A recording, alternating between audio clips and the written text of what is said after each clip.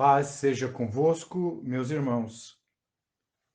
A porção diária, seguida de oração, hoje o tema, o maior que seja o menor. Lucas, capítulo 22, versículo de número 23 ao versículo de número 27. E começaram a perguntar entre si qual deles seria o que havia de fazer isto. E houve também entre eles contenda sobre qual deles parecia ser o maior. E ele lhes disse: os reis dos gentios dominam sobre eles, e os que têm autoridade sobre eles são chamados benfeitores. Mas não sereis vós assim. Antes o maior entre vós seja como o menor, e quem governa como quem serve. Pois qual é maior, quem está à mesa ou quem serve? Porventura não é quem está à mesa? Eu, porém, entre vós sou como aquele que serve. Esta é a hierarquia no reino de Deus.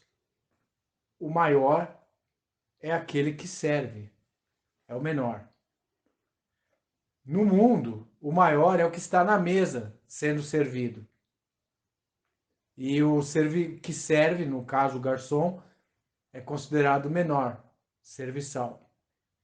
Mas no reino de Deus, é aquele que serve que é maior. Aquele que se doa, quem mais se doa, quem mais presta auxílio, quem mais serve, é maior no reino de Deus, e não aquele que quer para si apenas ser servido e buscar ter eminência. Houve uma disputa ali entre os discípulos. Primeiro porque eles estavam preocupados em saber quem iria trair o Senhor Jesus. E depois eles queriam saber entre eles quem era o melhor, quem era o maior. Essa disputa causou um mal-estar e uma divisão. Em outro lugar da Bíblia diz que Jesus repreendeu severamente eles, chamou uma criança e mostrou: se vocês não se converterem como esta criança, jamais podereis ver o reino de Deus. Sim, meus amados, no reino de Deus, no reino espiritual da graça, nós devemos ser serviçais um dos outros. Quanto mais útil, quanto mais disponível, quanto mais serviçal você for no reino de Deus, aí maior você é. A hierarquia é invertida. O menor é maior. Então o maior deve procurar ser o menor. Para ser maior no reino de Deus, você tem que procurar ser menor. O apóstolo Paulo, mesmo na segunda epístola aos Coríntios, ele declarou o quanto ele tinha se desgastado por aqueles irmãos da igreja, né? Ele fala em 2 Coríntios, capítulo 13, versículo 14. Eis que aqui estou pronto para pela terceira vez ir ter convosco, e não vos serei pesado, pois que não busco o que é vosso, mas sim a vós. Porque não devem os filhos entesourar para os pais, mas os pais para os filhos.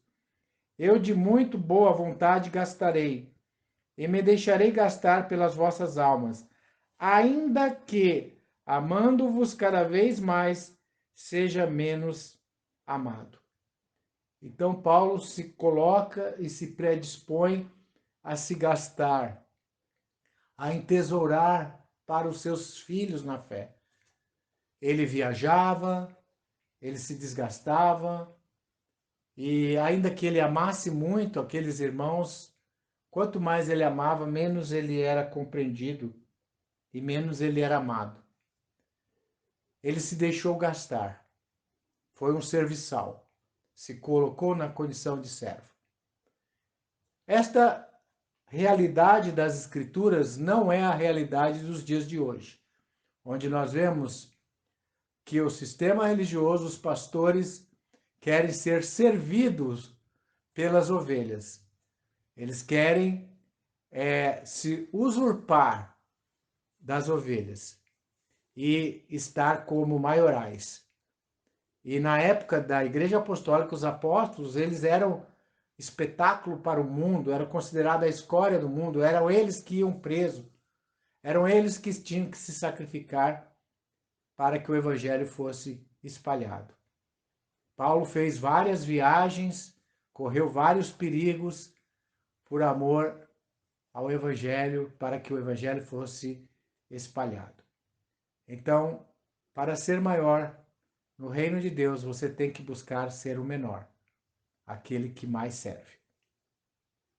Vamos agora, neste momento, buscar ao eterno Deus, nosso Pai, em oração. Bendito Deus, elevamos a Ti o nosso pensamento e o reconhecemos como Criador, como o único Deus verdadeiro, o Deus de Abraão, de Isaque e de Jacó.